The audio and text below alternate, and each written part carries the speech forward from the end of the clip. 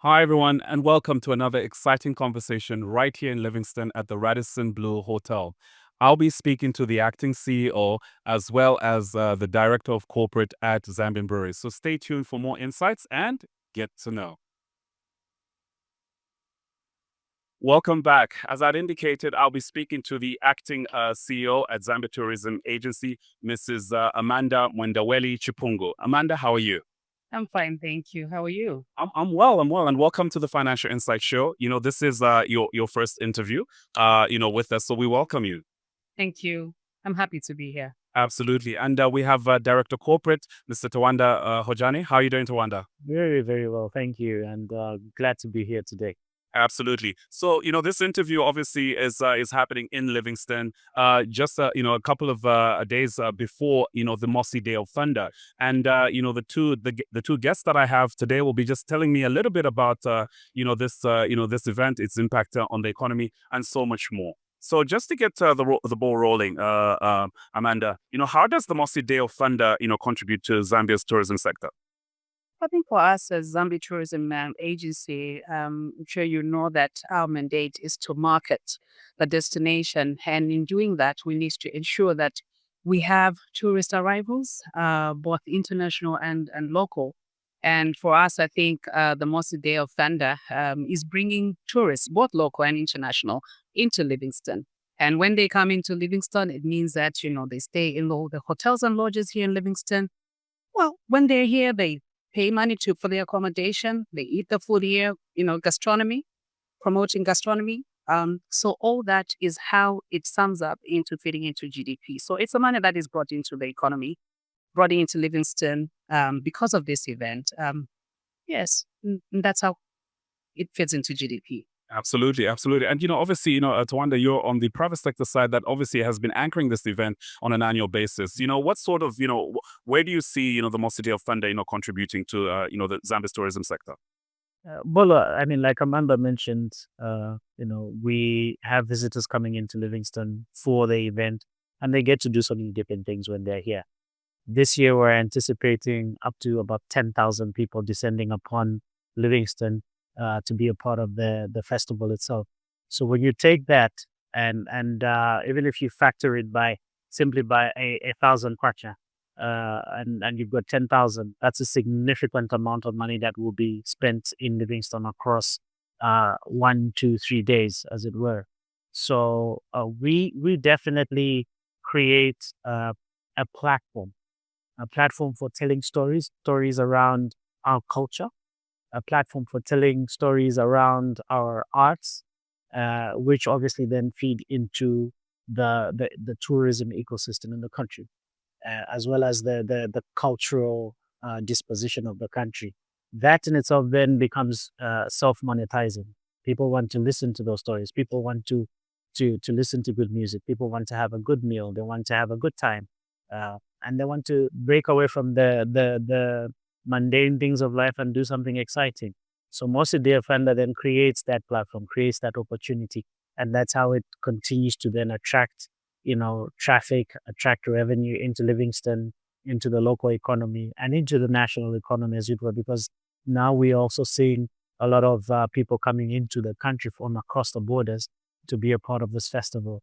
So Mosi Day of Thunder effectively then just creates that opportunity for revenue generation for the country, for the local businessmen, the local businesswomen in Livingstone, and alike.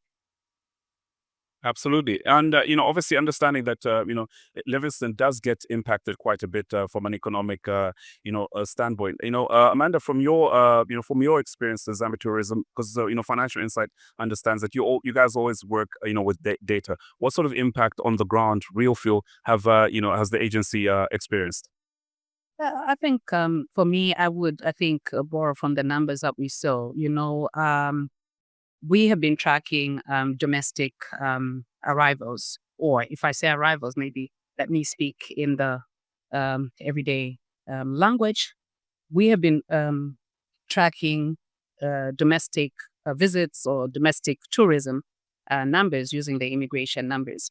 And quite recently, Zambia Tourism Agency signed a memorandum of understanding with Airtel where we would be using network operating a system to be able to track the actual traffic in a specific location. So we did that with the 𝗙𝗲𝗃 a few weeks ago, and we were able to see from there over 25,000 people, converged and met in Eastern Province for the 𝗙𝗲𝗃 ceremony.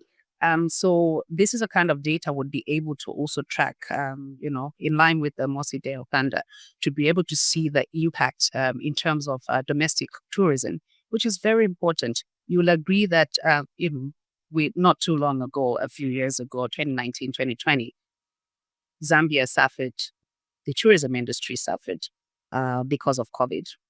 So, in terms of harnessing or holding on to the tourism business, domestic tourism was so relevant in keeping up, the industry active. So domestic tourism numbers are actually, higher than we have tracked in the past. And so some of these agreements that we've actually gotten into, with the MNOs, and we'll be signing with more than just Airtel, are just going to us being able to really track what is happening and show the actual contribution of, tourism in the economy, because we believe and we know that it's much more than probably has been reported. On the international platform, we are targeting this year 2.2 million arrivals. And we, of course, believe that domestic tourism will be much more, or is much more than that. And so social events like the Mosi Day of Thunder for us are very important, because we know that this is something exciting. We, as my colleague has already said, that in the past, they have seen this in terms of the attraction of this event to Livingstone. So we believe that, supporting Mosi Day of Thunder is worth it. There's value in it because it does drive that traffic to Livingstone, and it does, of course, speak into revenues in this community, contributing to employment. Obviously, where there's increased traffic, the private sector operates in a manner where they, sometimes will probably even over and above the employment they already offer, they'll get, more casuals to help, and not because they have increased traffic.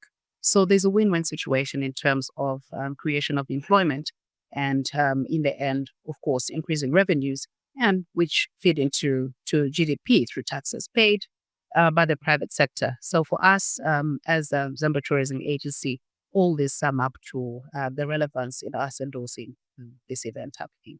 Absolutely. And, obviously, Tawanda, from a ZB perspective, you guys obviously deal B2B with a lot of businesses that are within the Livingstone area.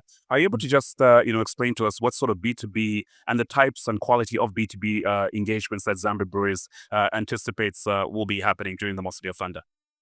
Mosi Day of Thunder is a very complex event to put up, Mwelwa. And, we are very fortunate to have partners like the Zambia Tourism Agency that have made life a lot easier for us, in the sense that they've created opportunity for us to then contribute to the tourism ecosystem in the city and in the nation at large. Those relationships, will span from logistics, transportation, accommodation, gastronomy, security, healthcare, etc. So all of those, we have to take all of those aspects of commerce into consideration. Is there something that we can do for our attendees from a transportation standpoint? We would go in and partner with taxi hailing platforms like Yango in terms of data access. Do we have anything that we can put together for our, attendees to make it easy for them to share those moments of fun, those moments of cheer that they're experiencing during the festival itself?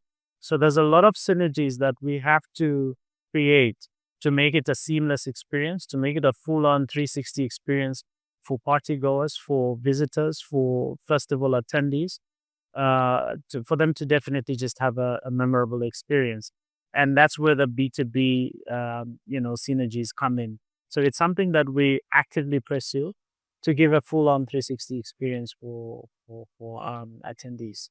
Right.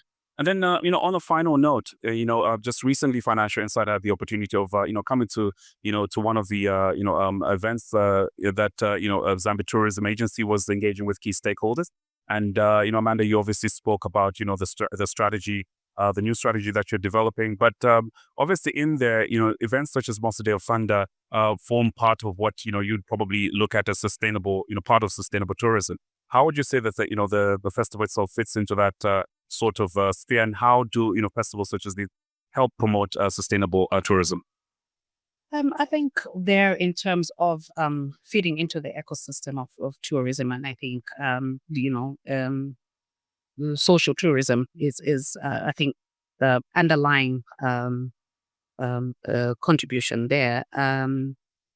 You will believe that, and maybe you'll agree, that tourism is about experience, it's about life, it's about the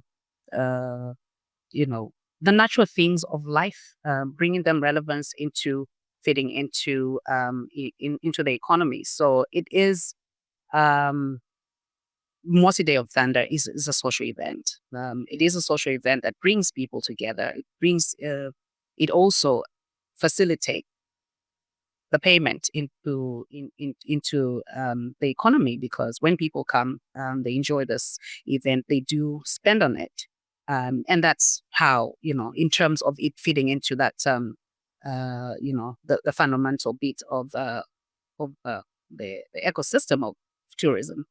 So it's about majorly, like I say, social, fitting into the economic bit of it. And for me, I think in summary, that is how we would be probably talking about it being sustainable, because Mosi Day of Thunder also, it is an event, for example, that is eco-friendly. I would believe, Tawanda, that you'll tell me that in terms of the brewing, for example, of Mosi, it is not something that is, impacting the environment negatively. So it does fit into the economy socially and into the ecosystem. And I think in summary, that's how it is. It's sustainable. Absolutely, absolutely. And, obviously, having hosted this event year on year, Tawanda, obviously, you're best placed from a Zambian Breweries perspective in terms of how you would sum up how this festival, fits into sustainable tourism. So we've seen over the years attendance for Mosi Day of Thunder increase very healthily. This year, like I said in my opening remarks, that we anticipate 10,000 plus, festival attendees to come through. That's a healthy number. So it's definitely an event that is sustainable in terms of numbers. But then there's a lot of other aspects to it. Post-consumer waste is one perspective that we need to take into account. We want to keep Livingstone clean. We want to keep Livingstone as beautiful as it is. It's a beautiful, beautiful city. And so we will make sure at the event that there will be deposit points where, festival attendees can deposit their plastic bottles, their glass bottles after they've used wrappers, etc., into those reclamation bins, and then would then be able to send them to recycling centers to make sure that there's a level of sustainability from that standpoint. Another aspect to consider is smart drinking, and we do this year in, year out, throughout the year, and largely at the end of the year as well, in and around our annual responsible drinking campaigns. Zambian Breweries is a responsible seller, so we continuously put out messages around responsible drinking. For instance, we encourage people to observe the 4 pillars of responsible drinking. So, enjoy some food while you take a drink. Alternate between your favorite beer and water to make sure that you remain hydrated. Do not sell to underage people, and then also make sure that you don't drink and drive. And lastly, there's a fourth dynamic there in and around not drinking when you're an expectant mother. So those are the things that we teach around responsible drinking, and that's what we will continue to speak to, even to people that will come to attend Mosi Day of Thunder, just to make sure that they're able to come back next year. They still have a good time next year, and we continue having those moments of cheer year on year. Right. No, thank you so much. And, Amanda, Tawanda, thank you so much for speaking to us. We're certainly looking forward to, getting more insights ahead of Mosi Day of Thunder. And I'd just like to thank, Zambia Tourism Agency for continuing to be, a source and a fountain of information on Zambia's tourism sector. We cover you guys almost on a quarterly basis. So I'd just like to, on behalf of myself and my team, thank you so much for continuing to, provide that information. Thank you for inviting us to be able to, speak to this event and to be able to speak to our support to Zambian Breweries and to the Mosi Day of Thunder. Thank you. Absolutely. And to Zambian Breweries, Tawanda, on behalf of myself and my team, thank you so much for supporting the Fourth Estate. Welcome. And just a quick encouragement to everyone out there. This year, 21 acts, 13 DJs, 13 artists, 8 DJs. We have, the light up experience where 8 DJs will be playing right through the event. We've got another nice little thing going on called the Mosi Day of Thunder experience. 5 lucky pairs will win all expenses paid for trip into Livingstone for Mosi Day of Thunder. And then we've got the mashup. It's the music mashup magic. I love this one because we curated 8 Zambian artists that the public out there had to pair up, and whichever pairs got the most votes ended up in the studio together, and they've put together a never heard before song, 4 songs in total that will be obviously on showcase at Mosi Day of Thunder. These are, I think, for lack of a better term, if I'm to use colloquial English, these are bangers that I would encourage everyone to come and experience getting launched on the day at Mosi Day of Thunder. And let's all have a good time together. Absolutely. No, thank you so much. Thank you so much. So there you've heard it for yourself. So stay tuned for more insights on the Mosi Day of Thunder as we build up. I've been Mwelwa Chipungu, your host for this interview. Get to know.